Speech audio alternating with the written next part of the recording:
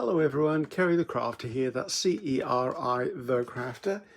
And today I've just turned the camera on because I wanted to play this morning. Now, when I got up this morning and I was having breakfast, I usually watch videos because I'm not going to sit there doing nothing, just eating and having a drink. So I like to catch up with the people I've subscribed with and see what's new on YouTube. And as you know, I subscribe to a fellow artist called Sheree Burlington.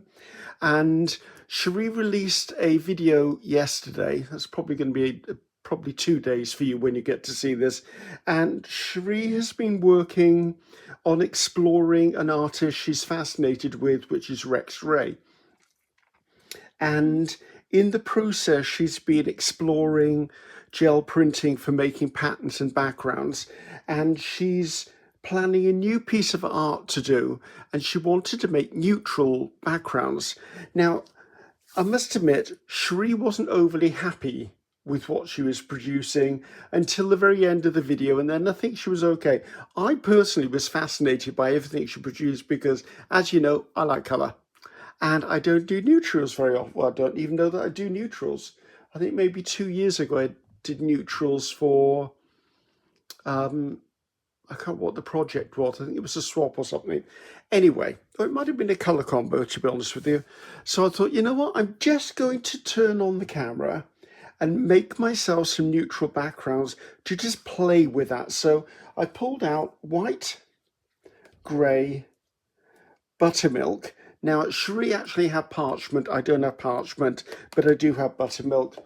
And then I pulled out raw sienna and yellow oxide. I thought those are relatively neutral colors. And I'm going to make backgrounds, and I'm going to make them onto the newsprint offcut paper that I've been using lately for cleanups, because I don't want to do them on wet strand tissue if I may never use them, but I've got a good feeling about this. Now, there's a bit of gunk on my 12x12 gel press, but it'll come up. I don't mind. It's probably going to be buried into the background and stuff. And I've got my 5x7 as a gel plate. So literally, I'm just going to play because it kind of fascinated me that I realised that I just don't do neutrals. And I don't know why I don't do neutrals. I mean, I know I like colour and all of that lot, but still, you would have thought I would have had a stock of neutrals. And I've looked in my, what do you call it, my stash of collage papers, and the closest I've got to neutral is sort of pale yellow. So I put a mixture of colours on here, and I'm just going to roughly mix them up. My aim isn't to give myself full backgrounds every time. I'm going to pick up pieces as I see fit. And also, because my newsprint paper is 15 inches square, I'm going to pick up patches and move around and swap out within them just to get stuff on the go, to be honest with you, because this is going to be nothing more than collage paper, or if I really like it, it will go into my art journal as a background. See off the get-go. I love that. That was a complete fluke. I didn't realise I was going to do that. But I think sometimes it's really good to change up your own expectations of what you do. Now, I am quite experimental in using my different coloured paints, but maybe I need to be more experimental. Right, put that to one side. We'll be revisiting these because I'll add textures and other things on them. Now, the other thing I have done in the past, mind you, is I have worked with a limited palette. And I actually really liked working with a limited palette. I need to do that more often. That's kind of what I do with Colour Combo, which is, Colour Combo is a monthly event that I run, and I host it, and it's also on Makers of Mixed Media Art and Artists Facebook group. And what we do is there's 3 colours. I think I want a little more white. I don't want grey in this one. There's 3 colours chosen by subscribers, and then we can mix them with black or white or metallic, basically just to create anything in those colours. Now, you can work within fabric, glass, pottery, ceramics, paint, inks, anything you would normally work in, you can work in with the color combo. I always do acrylics because acrylics is what I use a lot of. So, and that's a limited palette, as I said. It's three pieces of, sorry, three colors. If I fill up this whole page while I've got it here, three colors plus those two options. And now this year we have a mark making thing. Now, if you want to see some of them, I have at last finished my website page, so I'll put a link to that color combo page. When you go onto that page, scroll down a little bit because I've got the next 6 months lined up. So there's 2 blocks of details coming, and then there's a whole block. Well, there's blocks for the next all the way back to 2002. I'm liking that. Let's just see if I can put that on there. Yeah, I can see the attraction of doing this. Right, let's go back in and play with the grey a little more. Grey, I very rarely use grey. Very rarely use grey. Let's not put white in this time. Let's put a bit of the buttermilk in. And I'm quite enjoying this raw sienna colour. So yes, having a limited palette of paints is actually really good. It can be a mixed bag though, because if you choose contrasting colours, then you may struggle, or you may not. Or if you choose all colours from the same family, you'll have a harmonic tone-on-tone version.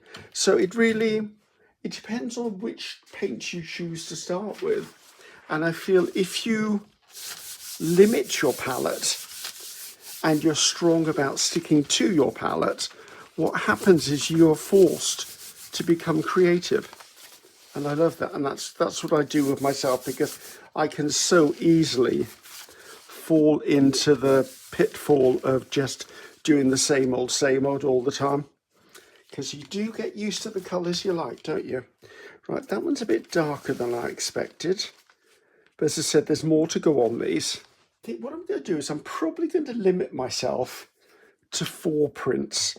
Because, I mean, when I get gel printing, I could go all day. I mean, I love gel printing, so I could definitely go all day. But I think I'm going to limit myself to 4 and work on building up details within those.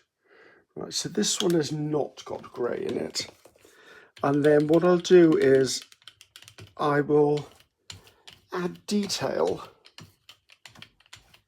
in the colours that are within this, but because they're not mixed up like this plate is mixed up at the moment, what it means is I'll get more contrast by dealing with shade or tint instead of doing what I would normally do, which is come in with black or a really high contrast colour. Now, this newsprint paper is good. I like it. It's a very inexpensive option. It's called newsprint offcut paper.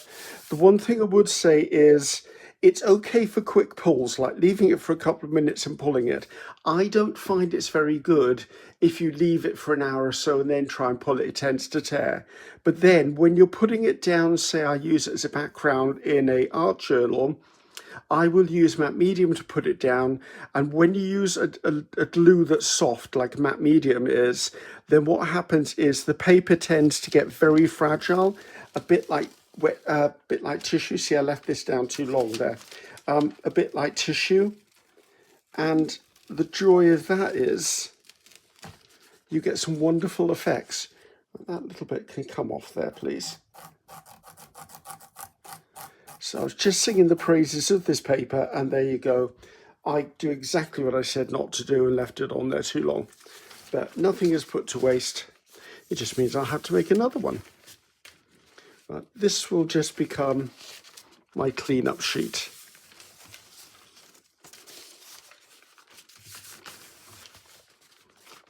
Oh, and it pulled off that as well. I'll leave that to one side because we can clean up with that one. So let's just do that little bit of an experiment again, if I can remember exactly what I put on here, because I like that colour combination. So yes, the newsprint paper, I'm really enjoying using it. When you put it in your art journal or as a background in collage, it does get really soft, a bit like gift wrap tissue. However, once it's dry, of course, it's then attached to the page or the background, so therefore it's got its integral strength again. So just something to consider maybe. One of my subscribers suggested using a different paper because I was using wet strength tissue paper as cleanups, and she was very right when she said, Ceri, what are you doing? Why are you using wet strength tissue? It's expensive, and then all you're doing is using it for a cleanup. And she was right, and I just hadn't caught myself doing it. Right, that little bit of something needs to come off there, thank you. And I just hadn't really caught myself doing it, so I was quite happy that she pointed that out, and hence I looked around and found another paper, which was this one. Try and get some of that off there. I think one of the problems with wet strength tissue, and I mean I like wet strength tissue and I use it, so this is a constructive criticism, not a bad one. And the thing I found with wet strength tissue is I think you get very complacent about relying on the wet strength tissue to be strong enough for everything you want to do, instead of remembering how strong your papers are and what you can do with them.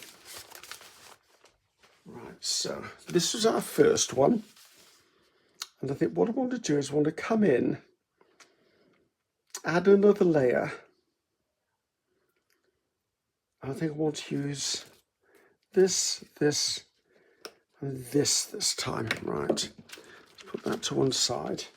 Now I am playing a bit of a dicey game here because these papers aren't fully dried. I would say it's good to leave the papers dry before you try and add more colour to them. So don't be at all surprised if I don't end up tearing papers. But as I said, this is experiment time, guys. This is purely having fun with them.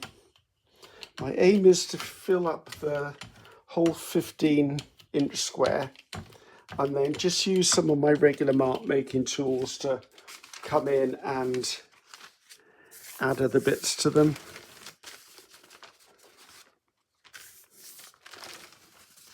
So it's a bit tricky trying to get all of the edges done and keep everything in shot. So please forgive me on that one. If I feel the paper's getting too saturated, I will stop and get a hairdryer involved. There you go, I'm liking that. I like that little bit to disappear on me. Right, that one's ready for next layers. And I really liked this one. So I think if I swap from this to this colour, so build up another, getting depth is what I'm aiming for. Getting depth. And I think that's what all of us aim to use in mixed media, is getting depth with our art.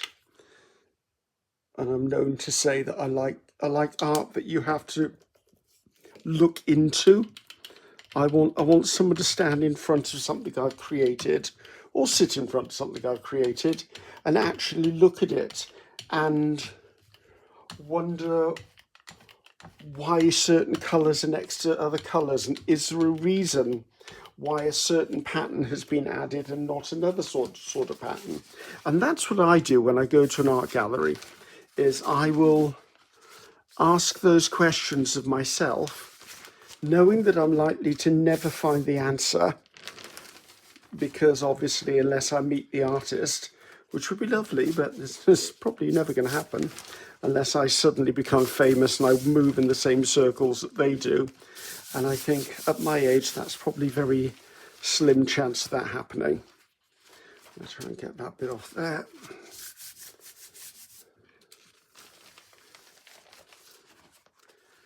Right, that's looking lovely.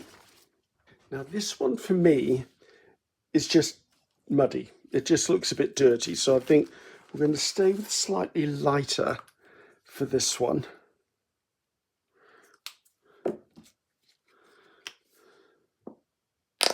Ooh, that was a bit rude. Splattered all over me. Please don't go on this t-shirt. It's a new t-shirt. Right, I think we will stay with the yellow this time.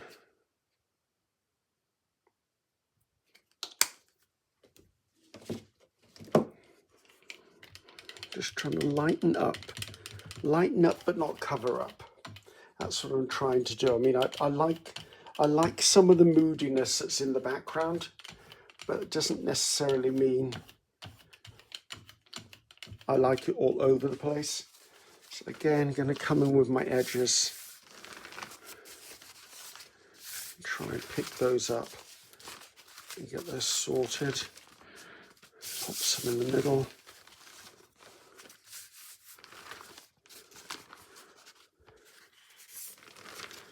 Where are we up to on this? Okay, it can come, oops, in you go.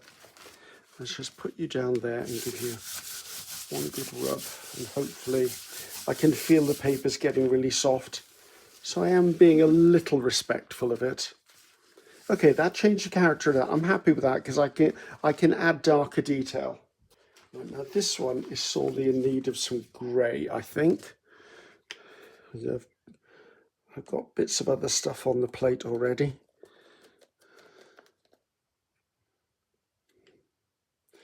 I tell you what, I should start buying white paint in bulk. I tend to use white paint so much. Right, there's no grey on that one, so let's try and add a little touch of grey. Hopefully that's not too much. I think that's okay. Let's just get some of this on here. The trick with this, I think, is not to overmix, not to overbrayer, which I can be known for overbrayering.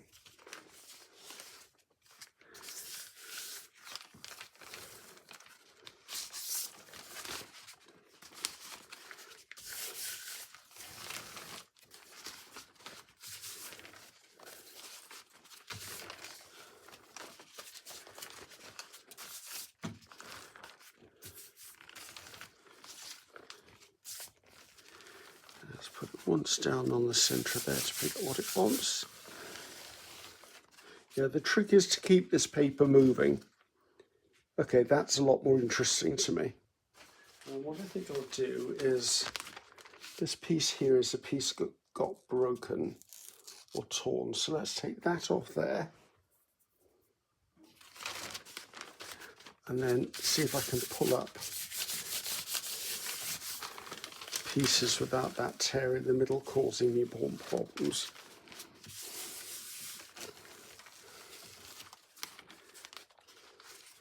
And I think I'm going to do a little bit of a rescue.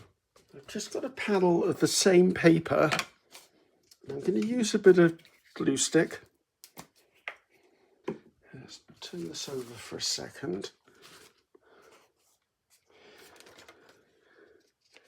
Give myself a patch over the bit that's broken. And then with the next few layers of paint, that will probably cover that up. And it won't be visible anymore. In fact, let's just...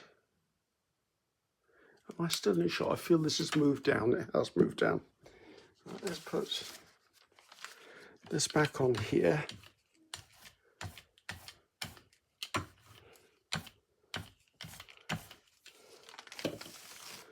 There you go, that will dry and give it a bit of substance. So I think at this point, I do need to turn the camera off and get these dry, because I really am running the risk of having a problem with these. I pulled in 3 stencils of my own. So this is Tribal Wallpaper Stencils Style 2. This is Chain Links, which I'm going to use this size 4. And in here I think is, yes, there it is. What was this called again? This is called Green Maiden Fern. So those are the 3 stencils I'm going to be using now. If you do want any of these stencils, I'd be extremely happy if you did want some of these stencils. There will be a link in my description box. At the bottom of the description box, it says Sheree Griffiths Designs for PM Artist Studio. If you click that link, it will take you through to their website, and it should take you through to all of the products on their website that I've designed. If it doesn't, just put in Sheree Griffiths in the search bar, it'll bring it up. So now, I think I'm going to have to go blow by blow on this one to see what I want to do. Right. Remember, Sheree, you wanted subtle. I think if I do that and white, it'll give me something subtle in the background, right? Let's see where we're going with this, guys.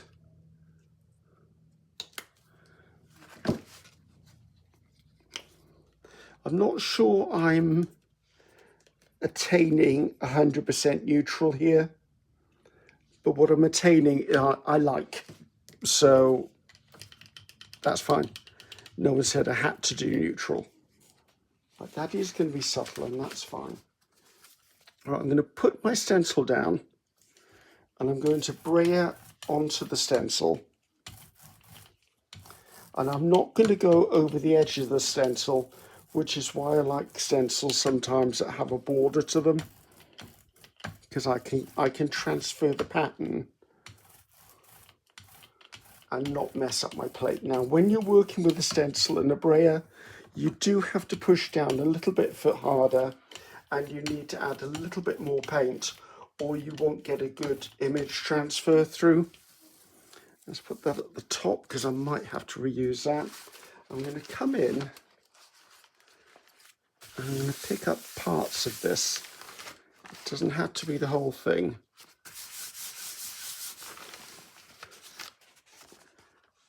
Well, that's so subtle, it's a secret. Seriously, okay, right, that we'll leave that on there, but that has to be redone. Let's pull in this one, which is this one. This is the one with the tear. So I'm going to redo that because I wasn't happy with what that was, and I think I was too heavy-handed with the white. So let's put some cream on instead. Now, luckily enough, because it's a repeating pattern, I can reline the stencil up on the plate and get rid of that bit off there, and it's not a problem. Right, this looks a bit darker. See, I did tell you I wasn't good with subtle. I struggle with it because I either go too subtle that nothing is seen, which we've just seen, or I don't go subtle enough. Let's put that down there a second. Right, let's try that again on this one.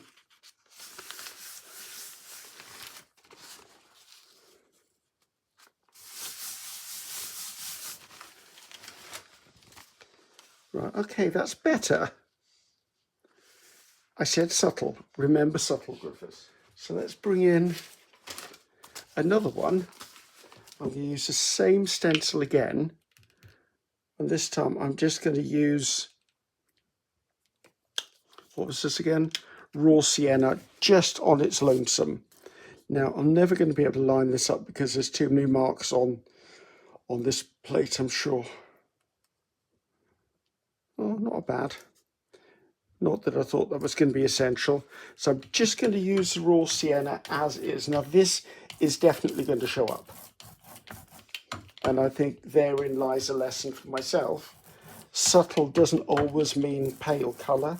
Maybe subtle just means to be smaller amount of pattern, possibly. Just thinking out loud, guys. Just trying to work out how I struggle with subtle. It's probably why I use colour a lot, because I'm more comfortable with colour. Right. So let's see if I can get some of this on here.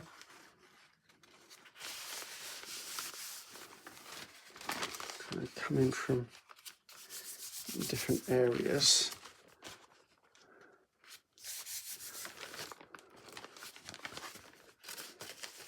Okay, that's a lot better. I'll just pick up a little bit along that edge there. That's a lot better. So let's use what I've just learned and go on to this stencil. Now, what I learned was it's more about the amount of detail, not the intensity for me. So I want to do the chains in grey.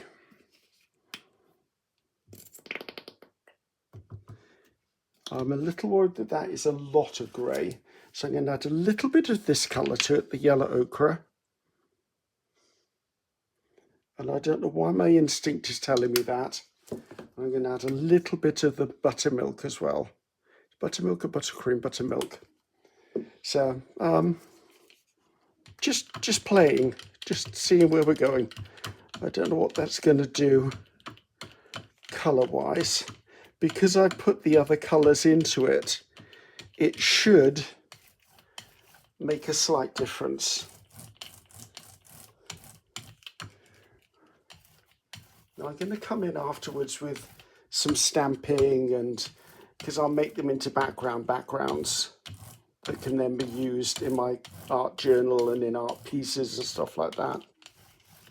Right, now I've not pressed down too hard because I don't want it to go all the way through. I want, again, hunting for the stuff subtle. Right, let's do a bit of this along the top. A little bit down here. And a little bit by there. What did we get? Okay, yes, that works. I can do that. I think I want to do that again with this one. I'm going to pull this in. I should be able to line this up because I designed it as a repeating pattern. That's close enough. And I'm just going to use what's on my gel plate here. I don't want to add more paint because I'll end up just having to then find a use for it.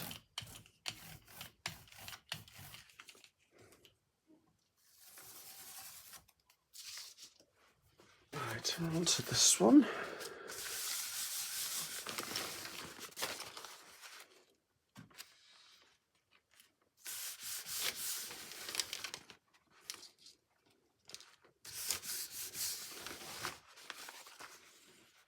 A little bit more on the top if I've got it.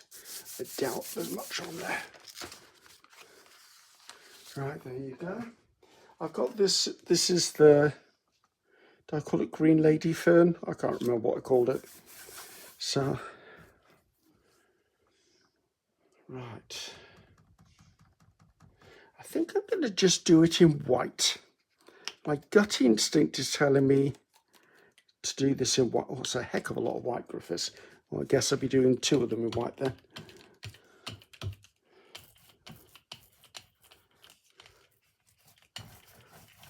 Just because the contrast of the white, even though it is a contrast and it is a neutral, will still offer some drama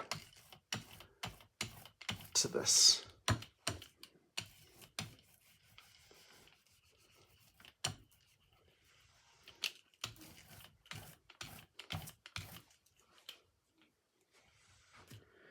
Right, so we'll lift that off there.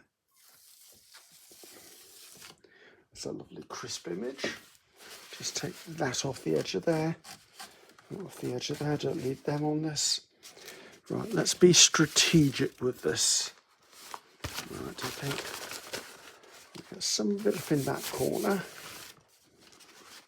A little bit down here. A little bit down there. Maybe a touch up by there. Okay, liking that now.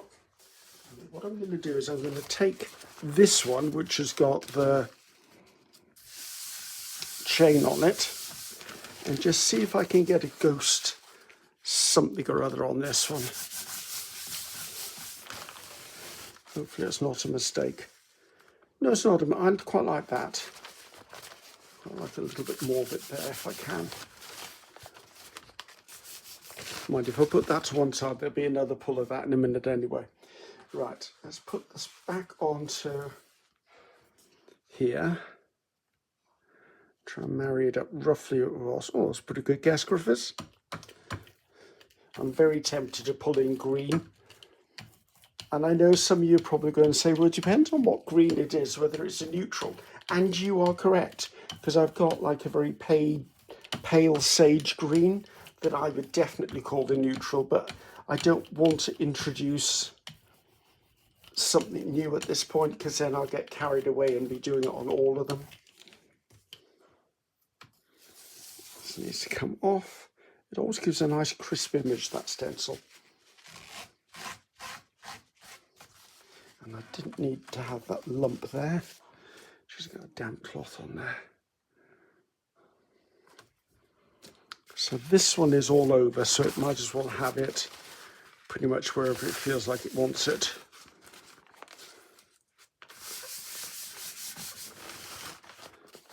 Right, we'll take a look in a minute, guys. I'm trying to catch up with myself, to be honest. It's the only trouble when I use a larger thingy, whatever this thing is called, piece of paper. Right, we'll take a look when I've got them sorted. Okay, sorry about that, guys. I had to turn off because I was having space issues and I had paper and paint falling all over the place. I was like, okay, we needed to stop for a second. So I also took the opportunity to dry these. So just wanted to take a quick look because I don't think there's a lot more I want to do. Maybe just a little bit of marking with my grid maker or something like that. But I just wanted, I'm trying to remind myself, neutral, know when to stop. And also, these are going to be backgrounds which will have a feature or focal point on them. So that's okay. I'm all right with that. This one I am actually liking a lot more than I thought I would. This one definitely needs something. I don't know that I need a lot on this. So it's just oh, there you go. This is the cleanup one that got torn. And this one just looks really, really busy to me. And just divide them into two different lots for a second. I can use white, brown, brown, brown, white. Okay, right, I've got a kind of a game plan. So I'm going to bring this one in first, which I need to take this plate away. Right, you've seen me use this lots of time before. It's a non-slip mat for draw liners or something like that. And I'm thinking this could do with some stark white. So let's just put some white out. Maybe not that much again, Griffiths. I'm really heavy-handed with the white. No wonder I always run out of white. Right, so I'm going to put this down.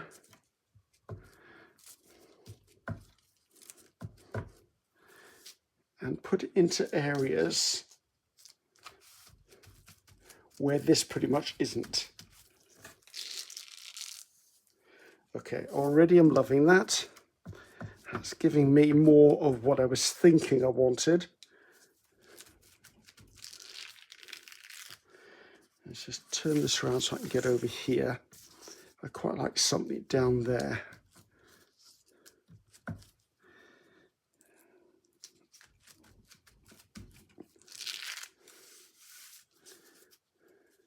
I love this grid stuff. It's almost magic as far as I'm concerned. If in doubt, pull the grid out. That's what I always do.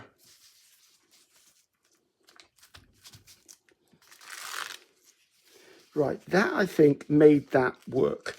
We'll take a close look at the end. Now this one I also think could use white, but I'm going to have to be a little bit careful that I don't overdo it on here, because there's already another pattern. But the thing is, this grid is a smaller pattern than the chain. Yes, it just sort of balances it for me. So if you're going to have a busy print, have a busy print. But my suggestion would be make the elements within it different sizes to each other. Because if this grid was the same size as that chain, it would be a problem. It would just be a problem. It wouldn't look balanced, it just wouldn't look right.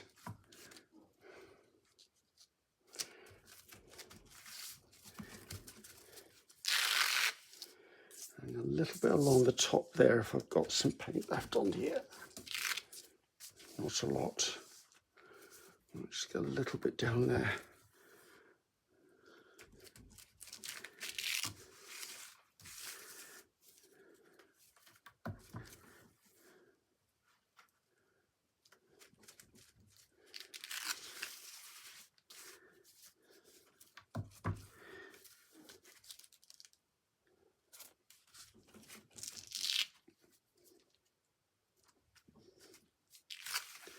Right, and I think we're going to call that done. Actually, that looks very just abandoned, doesn't it? Let's just see if I can just put a hint of something in there. There you go. Right, I'm okay with those two, which I'm not okay with that by there, so give me a second. I don't think there's any paint on there. Oh, there's enough. Right, so do I want to continue using this? I kind of do. I really like this pattern. So this time I'm going to come in and I'm going to do the same thing, but I'm going to come in. Now the question is, let's go with this.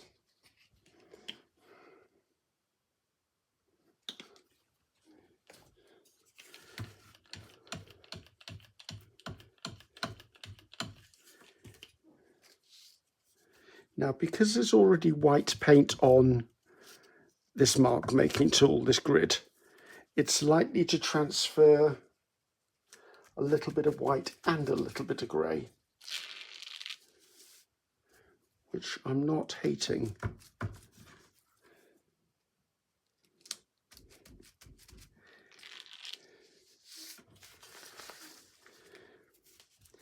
And because it's an equal pattern, I can actually turn the paper around, which makes it a lot easier to get down on the surface, and also a lot easier to match things up as well.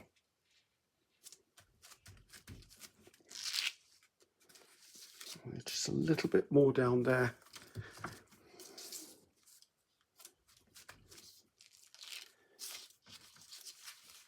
Okay, I'm all right with that. I don't like that straight line being so straight. Let's see if I can just break it up slightly. Yes, I can. See what I mean? Look, if you look there, they're both being printed, but the grey is coming out here and the white's being pulled off there. Right. I don't really want a lot on this one because there's a lot going on here.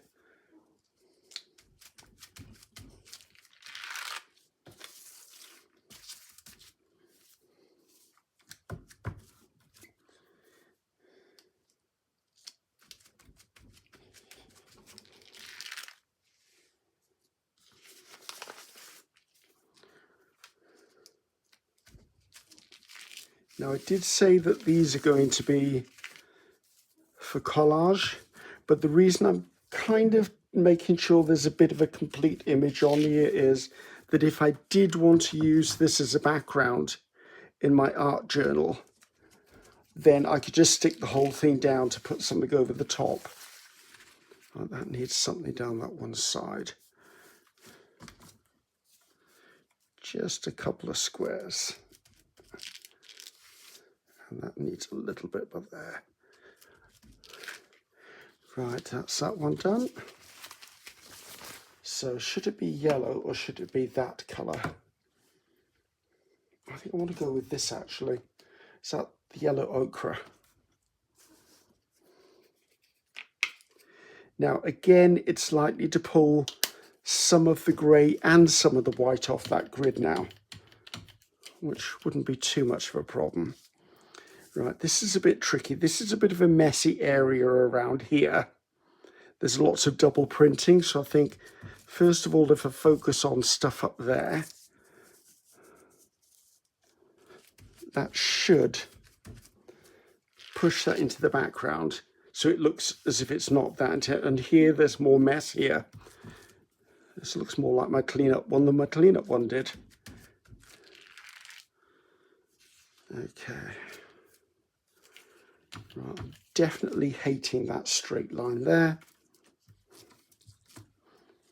So let's just lay this on and see whether I can press this down almost on a diagonal. Not really successful. Let's see if I can push some next to it. That's better.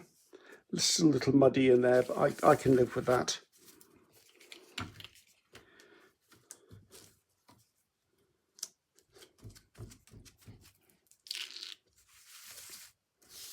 Now, if I was doing a gel print, like a gel print for a background, I would probably come in and do my kissing technique and put white on this to blank out some of these areas, because this is a very, very busy print.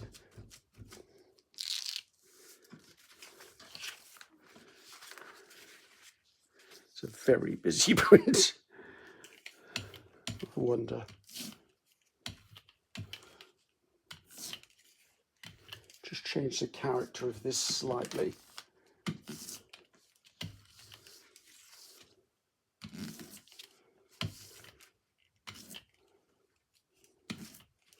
This is one I would definitely be adding something black to knock this back. I need more drama in this one. Just have a moment. Nothing ventured, nothing gained, as the saying goes. I am going to go with the burnt sienna. Just a little bit of it. Whether this is the right thing to do or not, I do not know.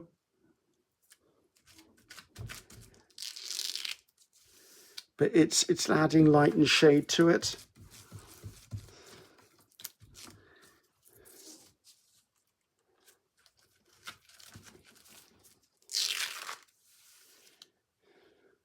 Yeah, I think that's helping. As I said, I would go straight to using black in this if I was not doing this exercise.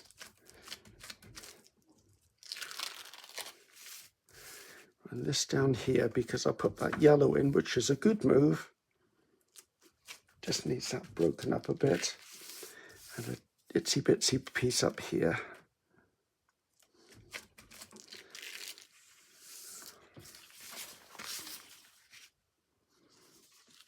Okay, it's a very, very busy piece, but you know, it's fine. So here we go. Definitely needed to clean up. They're all nice and dry now. Now, I must admit, I'm not sure I succeeded personally in what I envisioned a neutral being. So I think I need to do this again in the future. Maybe narrow my palette down even further. I don't know. I'm happy, but I'm not happy. Does that make sense? I'm happy with the results, but I'm not happy whether I've achieved neutrals or not. So anyway, I will leave it at that. I've definitely got useful papers for collage and backgrounds. So this is the one that got really messy. So I was planning to make 4. I ended up with 5. So I'm going to call this my cleanup sheet and leave it being at that. Now this one, I quite liked this one. There's something about this. I mean, I wish I didn't have patches on it, but I do quite like this one. There's something about this that's quite refreshing. This one again, I'm unsure. I like this through here. This and this are a little too dominant for me, so maybe I should have added just a touch of white to it, because if you look up here at this lighter patch, if this had looked like that, I probably would have been happier, and a bit like that there, and I think maybe a bit too much paint. Maybe that's what that was. Now this one, I actually think this kind of achieved it. It's a lot busier than I would normally create, but adding the colours into the grey made that an interesting sort of green grey, which complemented this. And some of the grey actually looks blue now. And we saw what I used. I didn't use anything other than the natural colour grey that I had. But that one I quite like. That's interesting to me. There's something in there that's very interesting. This, unsure. I think I overdid it a bit on the grid. Like I wish I'd have not done it over this area here. And probably not done, but then I'll be leaving the middle empty, or maybe that bit and that bit. I don't know. There's something about this. Just seeing whether it looks better. Actually, it looks better at that angle as far as I'm concerned. Or maybe that one. But I do tend to weight my designs heavily at the bottom right. This is too stark for me. This line is far too bold.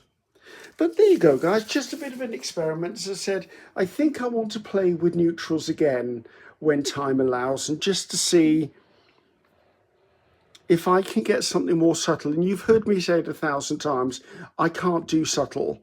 It's just, anytime I do something subtle, it just looks washed out, and then I end up adding bold colours and black and white to make it more contrasty. And before you know it, I'm back to where I was before. So thanks for your patience with me on that one, guys. I'm Ceri the Crafter. That's Ceri the Crafter. Until next time. Goodbye now.